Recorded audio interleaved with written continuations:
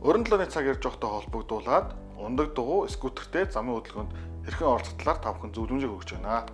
За тэгэхээр ундаг дугуй скутер, мопед, мотоциклтэй замын хөдөлгөөнд оролцоход хамгийн ихний анхаарах ёстой зүйл бол нас тодорхой эрхийн үнэлгээ үүдэг. За тэгэхээр скутер болон ундаг дугуй бол 14 наснд хүрсэн байж ич за нийт хэрэгцээний замаар хөдөлгөөнд оролцож зөвшөөрдөг. За мопедыг унах нас бол 16 насыг заасан байдаг.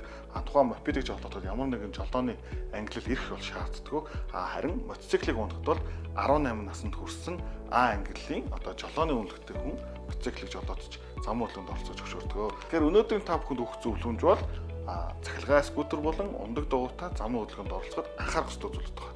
За тэгэхээр дэлхийн улс орнуудад цахилгаан скутертэй замын хөдөлгөөнд оролцоход хэд хэдэн төрлийн зүйлийг анхааруулж өгсөн байдаг. За хамгийн ихний зүйл бол дэлхийн аль ч улсад цахилгаан скутертэй замын хөдөлгөөнд оролцоход насны зарыг 14 насаар тогтоож өгсөн байдаг. Тэгэхээр эцэг эхчүүд анхаарах ёстой зүйл нь таны хүүхд хэрвээ 14 нас хүрээгүй бол цахилгаан скутертэй замын хөдөлгөөнд оролцуулж болохгүй гэдэг зүйлийг маш анхаараарай.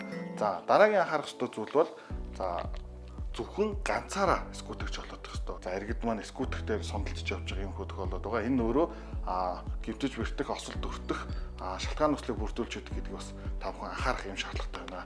За үүний дараагийн анхаарах ёстой зүйл олон улсад бол зөвхөн цахилгаан скутертэй хөдөлгөөнд оролцох зам нь ундаг дугуйн зам болон явган хүний замыг зөвлөж өгсөн мэт. Тэгэхээр цахилгаан скутертэй хөдөлгөөнд оролцох иргэд та бүхэн ундаг дугуйн зам болон явган хүний замыг сонгож хөдөлгөөнд оролцохыг бол та бүхэнд анхааруулж байна. Мөн скутер жолоодж явж байгаа үедээ уцаар ярих бол хоригддаг. Нэг осондоо та жолоон дээр хоёр гараа тавьсан байдалтай жолоож явах шаардлагатай. Дараагийн анхаарах ёстой ямар нэгэн бодлоо ахис огтруулах ундаа мансуурлах юм бодис хэрэглэсэн тохиолдолд скутер унаж замын хөдөлгөөнд оролцох нь өөрөө хориотой зүйл байдаг. Яагаад гэвэл ахис огтруулах ундаа зүйл хэрэглэсэн өмнө орон зайн баримжаа алдагддаг, өөрийгөө хянж удирдах чадвараа алддаг. Энэ тохиолдолд замын хөдөлгөөнд оролцох нь бусад тээвэр хэрэгсэлтэй мөргөлдөж шөргөлдөх байдлаар гэмтэл хүртэл авах насаа алдах юм их эслийг бүрдүүлдэг учраас энэ бол олон улсад бол хориглож өгсөн залт байдаг. За дараагийн анхаарах ёстой зүйл та өөрийн бие гэмтэл хүртэл очихаас урьдчилан сэргэлт зорилгоор скутертэй замын хөдөлгөөнд оролцож байгаа тохиолдолд та хамгаалах малгайг өмсөх шаардлагатай байдаг.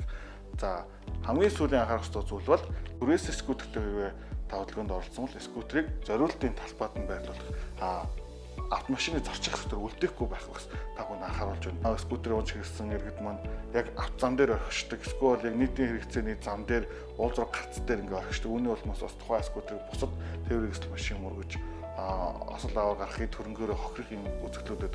Эдгээр цахилгаан скутер бол ундаг дугуйтаа яг аль замаар зорчих үедээ та бүхэнд бас бүдүүрч зургийг харуулж байна. За тэгэхээр бид бүхний хэлдгээр бол ундаг дугуйн зам буюу ундаг дугуй гэсэн тэмдэглэгээтэй зам дээгүүр нэгт тавж явах хэвээр мөн явган хүний зам дээр унж явах хэвээр эдгээр замаар бас зорчих боломж байхгүй байгаа тохиолдолд Монгол Улсын замын хөдөлгөөний дүрм заасны дагуу та зорчих хэсгийн баруун гартлыг шахаж хөдөлгөөнд оролцоно гэдгийг Монгол Улсын замын хөдөлгөөний дүрмээр зохицуулж өгсөн байдаг шүү. Анхаарал тавьсан баярлалаа.